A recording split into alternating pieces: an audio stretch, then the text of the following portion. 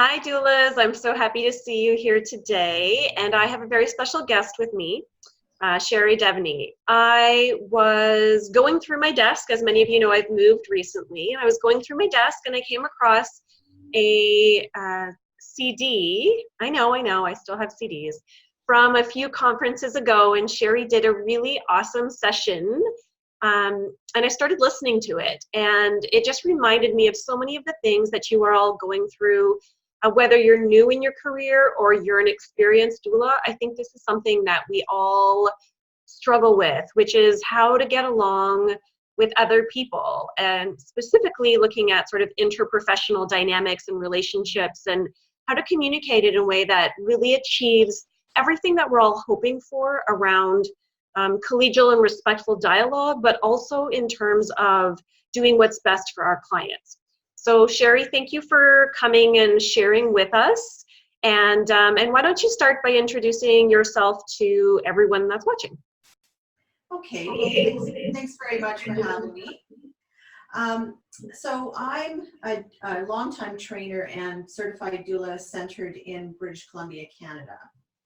And my interest in this subject was pretty much born out of some observations I was making in my own doula community, and then my own journey and search to get answers to questions that I had around some of the political stuff and some struggles I could see doula communities going through. And in sort of searching those things out for myself, I think I've kind of stumbled on some stuff that I think is valuable to all doulas. And so that's what brings me here today. Mm-hmm. Yeah, exactly. And one of the things I loved, I'm gonna dive right in. Of course, that session still available, Sheri, for purchase on the Doula site? Do you know? You know, I'd have to check with them. It was quite a while ago, and we've had a few changes in terms of how conference materials are passed along. Okay. But anyone that wants that that CD can get a hold of me, and then hopefully through Doula, I can facilitate that. Okay. Okay, awesome. And what was the title of the session again? The session is called "They Won't Let Me Play," and I can give you just a brief explanation of why I named it that. When I was looking at this stuff with a teaching partner that was helping me write these materials, she came forward with a really profound analogy, and that was, children on the playground and teams of children, and how they welcome or don't welcome each other inside those teams. And it really did, I think, lay out exactly where the doula is on the birth team. And so I decided that would be a good way to sort of open that session at the conference. Yeah, and I find, anyone that's been in this field for a while has seen the interesting and often unexpected. I know when I talk to people outside of our field or brand new doulas, it's often unexpected that we're people who care so much about others and so much about offering non-judgmental support. And yet what we find within the doula community is sometimes, fractured doula community, a lot of incivility. And so it's a really interesting dynamic that we're literally here to help people have really awesome supported experiences, and that we're not always doing that for each other. So why do you think that happens? Well, I think, and with a lot of research, I think I've proven this. I think it's because we don't have clarity on exactly where we are on the birthing team. And I think there's a lot of confusion amongst doulas on our type of power, whether we have it, where we have it, when we're entitled to it, what we have to do to earn it. And because we don't have a lot of that foundational understanding right from the beginning as we train as doulas, we're all out there sort of fumbling around. And, my perspective as a doula trainer, one that is speaking to these foundational issues, is that if we had better understanding of our political position, if we had better political skills, if we all had just took a step back and kind of went, what is the bigger picture here? I think there would be less fracturing issues in doula communities. I think we'd know where our similarities are. And we have a better language for discussing when we're not connecting and when our work isn't necessarily achieving the results or at the very least the team dynamic that we had hoped for when we started doing this work.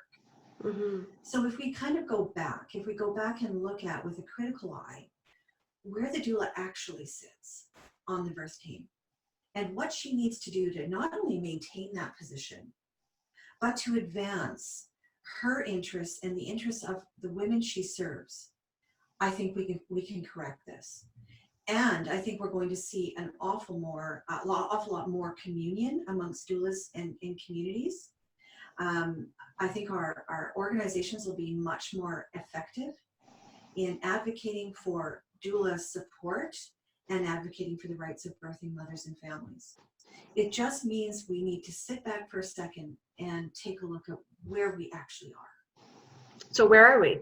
Then that's the question. So where do we sit in that hierarchy? Well, the real truth is we are not equal members on this team. And we were forced onto the team by the parents. The parents found us and felt a need for our support. They've hired us. They've marched us into the birthing room and they've said, here, play nice with this person.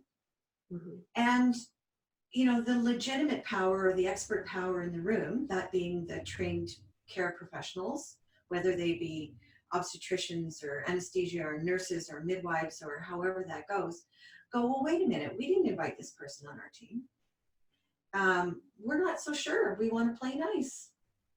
And how has this person earned his or her position on our team? And within this culture, the culture of this institution, the culture within this practice, the culture in this community, why should we play nice? And so the doula comes in going, well, I know the data and I know the value of my work.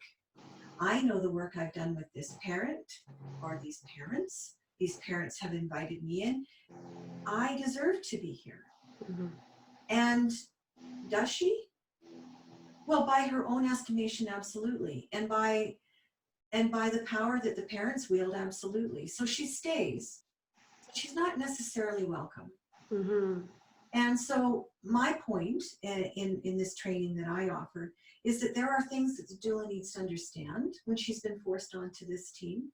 And there are things that she needs to do and ways in which she needs to act in order to earn that position, to stay there, to be welcomed, and to create a culture that not only welcomes her back, but that welcomes all doulas behind her. Yeah, and I mean, anyone that's come in after a doula who's been behaving badly knows how hard that is to be the next doula in. Well, essentially, every time you walk into a birthing situation, you are there with the ghosts of all the doulas before you. And that can leave a legacy of excellence, or it can leave a legacy of struggle. And, you walk in, no matter how politically savvy you are, how much work you've done, how willing you are to work with the team, you walk in with that already existing in the space, that presence of the doulas that came before you. It can feel impossible, absolutely impossible for new doulas to come in and beat down the bad actions of the actors before you. And so, what I'd like for all of us to be doing in our work is to not only consider how to best serve the client that we're working with in the moment, but how to be good organizational citizens and to represent the profession in excellence, so that when we come back, or when the doulas come back behind us, or that we train, or that, work in communities long after we've retired, they benefit from the legacy we've left. And that the change that happens because of that is sustainable and impactful. What we know is when doulas act badly in the moment, they may achieve some change for that client in that minute, but the downstream effect of acting badly will not benefit anyone, including mothers that come in hoping that their doulas will be welcomed. And when they're not, they have that to contend with, along with all of the other stuff that they're trying to advocate for and within in order to achieve the birth they want. And we don't want for a negative legacy of doulas to be one more thing mothers have to traverse in the course of seeking excellent care. So one of the things that you say, and I really love, is you tell a story about someone saying, but I don't want to be political. I'm not a political person. And you kind of say, too bad, right? Too This bad. is political. You know what? Don't be a doula. If you don't want to do politics, if you don't want to have some understanding of political resonance, then think about this as a career, because this is the most political of all the positions on the power grid within the birthing structure. Doulas right now are swirling in a political soup. I think we always have been, but no more than we are in this moment. Yeah.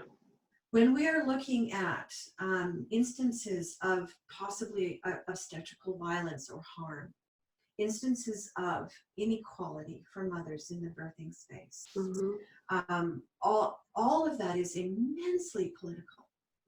And the doula, is at this point, I think, the convenient person for each system to scapegoat if she isn't well nuanced in how to behave with political skills that benefit and advantage her, or him, and the parents that she's in there to serve.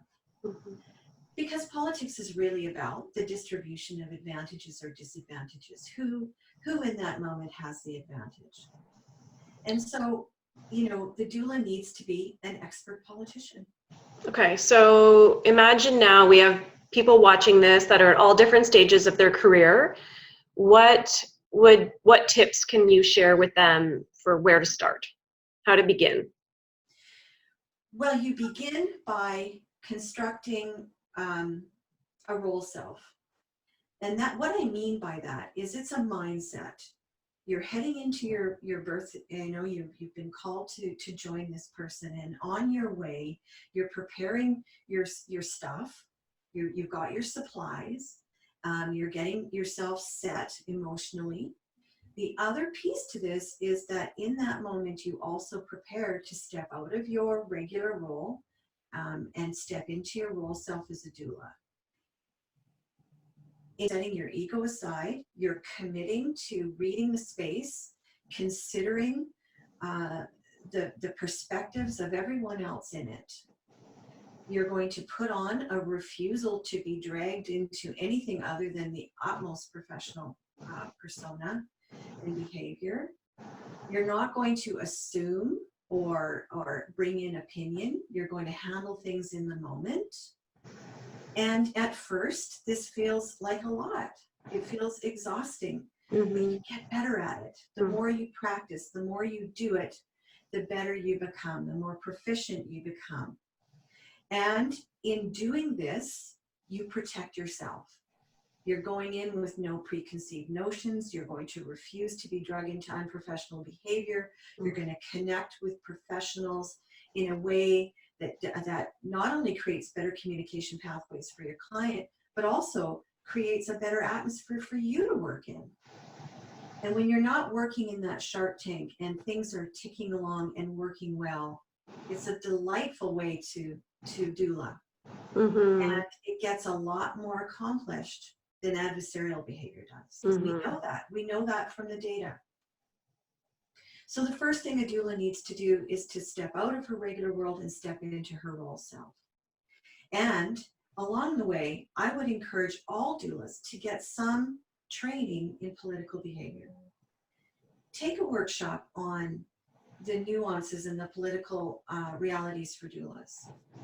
Have done some work on ego boundaries and setting proper boundaries for yourself inside the doula relationship with the client, with the care provider, interorganizationally, So always be willing to learn and expand your understanding of how to be your best organizational citizen. All of that will translate to success. Mm-hmm. And it all starts with the willingness to understand I am not an equal person in this birthing space. And that's okay. Mm-hmm. I'm fine with that. I am not coming in here saying I am the expert. I'm saying I'm valuable.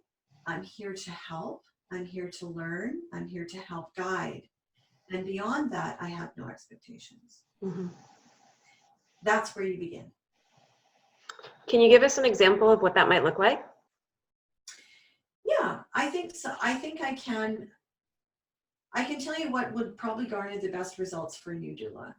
And that is always considering even the smallest things as communication. Mm-hmm. You communicate whether you are a team player with everything you do. Mm-hmm. Have you taken the time to dress appropriately? And that'll be different for everyone, but consider what that means in a professional space. Think about that. Consider everything you do in terms of your presence. Do I make eye contact? Do I address the other people in the room respectfully? Do I take a moment and show them I understand the rules of this space? Mm-hmm. I had a conversation with Penny Simpkin once about this, and she said, "Oh my goodness, I didn't realize how political I am." She said, when I walk into the room, even if I've washed my hands 2 minutes before, I'll make a show of washing them again. Yeah. And I'll do that to communicate to everyone in the space, I understand the rules of this room. Mm-hmm. I understand the burden that you have making sure that this birthing family is safe. Mm-hmm. And I'm going to follow some of those rules or all of those rules because Mm-hmm. it's important in my role on this team. Yeah. So little things like washing your hands. Understanding respectful positioning in the space, that you're not going to be where the other professionals need to be in that room. You're going to be where you need to be to help your client, but you've considered the other folks in the room. Mm-hmm. Always considering what it is like to have someone ask you, how are you doing today? And check in with the care providers. That costs you nothing. Mm-hmm. But to turn to a care provider when there's a moment, just say, how's your day going? Mm-hmm. That can make a world of difference. Just in your communication, in your relationship with that provider, but also in saying you matter too. And it sets up that collegiality that I hope that will have legs long beyond this birth and on to others. Those are all very political behaviors. Yeah. One of the things that I do a lot is I get buy-in on anything that I'm thinking about doing as a doula, even though it's really clearly strictly in my doula scope. For example, a hot pack.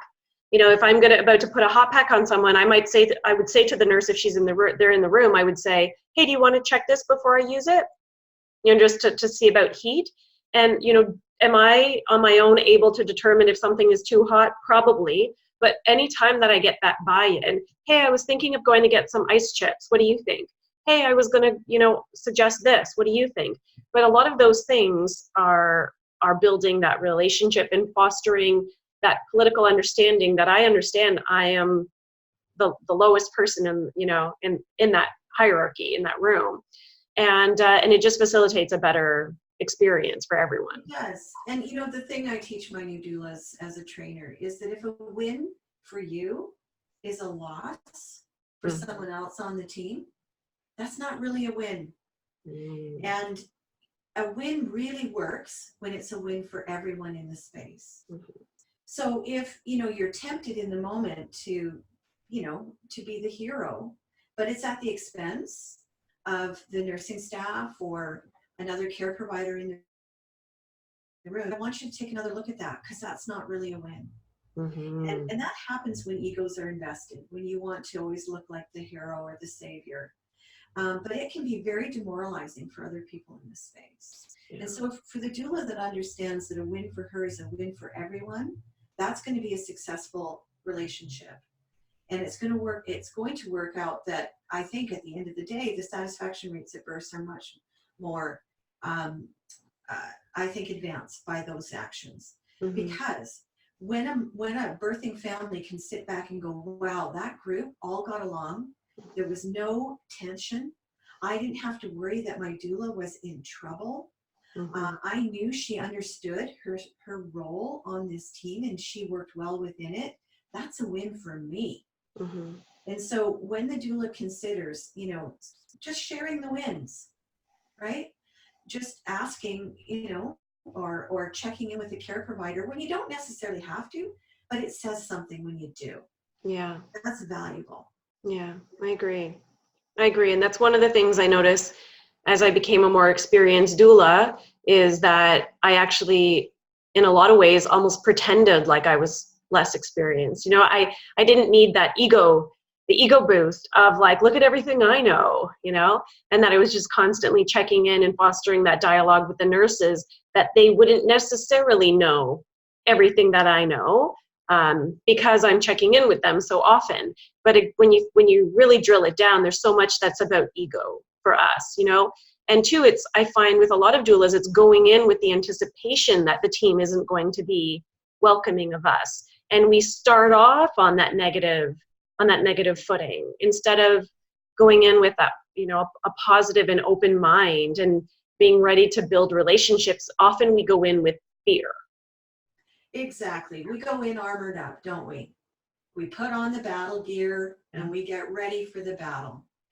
But that often can be, you know, a predestined thing then. You know, I'm thinking about a doula that I trained in Seattle, and she took this PBC workshop, and afterwards she said she had a birth right on the heels of that workshop. And she went in with a completely different attitude, and she said everything afterward flowed differently. She wasn't sure if it was because she saw things differently or if they were actually different, but she said the difference was profound. And I said, well, just imagine, you know, we all feel it. When you go into a space where somebody's on the defense, you feel it, and it changes the connections that happen after that. And so the doula that goes in ready for battle pretty much initiates the battle. Yeah. Right? And so if you go in saying, you know what, my goal today is for this team to just work to optimum efficiency. My goal today for this mother is to make sure that there are no struggles on this team. I can do that for her. I can do that for me. It changes everything downstream from that. You know, and so this is, you know, I've also had some doulas that challenge me on this. They're like, oh, but that's fake, and we deserve, and we have a right to be there, and we should be able to just be ourselves, and a win for us should be a win for us. And I say, well, in a perfect world, I think you're right. In a perfect world, it would be that way. That's not our world. That is not the situation we walk into every day. I wish it was that. But what we need to be is cognizant of the realities of where we are. You know, I tell the story in some of my workshops of one of our sons in grade school, was asked in a group situation in his class, what was the capital of New York? And he said Albany. And the teacher corrected him and said, no, it's not. It's New York City. And he said, no, it's not. It's Albany. And she said, okay, well, we'll both be right.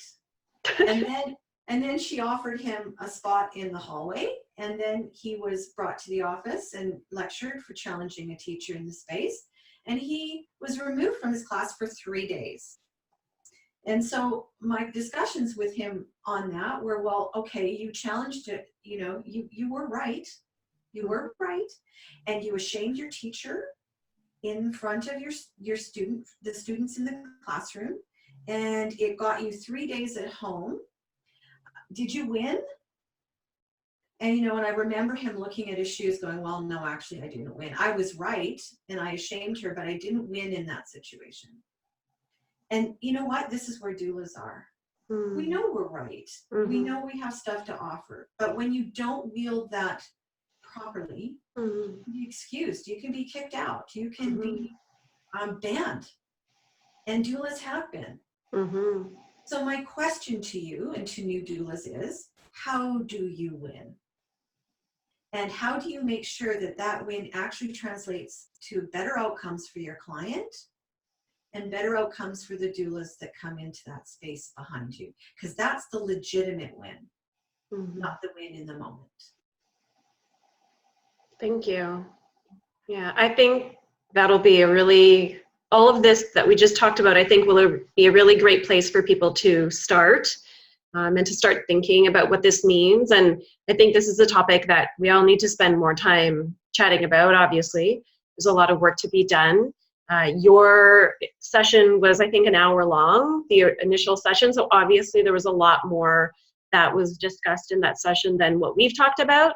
But I think you've done a really great job of summarizing the points, where to start, and hopefully people can start thinking about that. So thank you so much for your time. What else, anything else you want to share as we close? No, just thank you very much for having me. I love talking about this stuff. It's timeless. I've been talking about it for over 10 years. Nothing has changed. It's still as valid as it was when we first began the conversation. So thank you for opening those doors just to get it started. Yeah. And anything I can do to help enhance the conversation, let me know.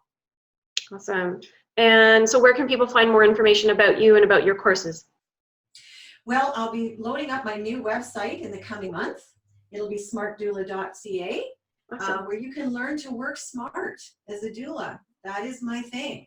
You know, make your work count for something, create longevity for you in this field, create good outcomes for your clients, and also create the systemic and sustainable change we're all looking for within these systems. So yeah, check in the next month. I should be live with smartdoula.ca, and I can help you work smart in your career. Awesome. Thank you so much, Sheri. And thanks everybody else. If you have any thoughts or ideas, comments about our topic, please share them in the comment section below. We'll see y'all next week. Thanks. Bye-bye. Bye.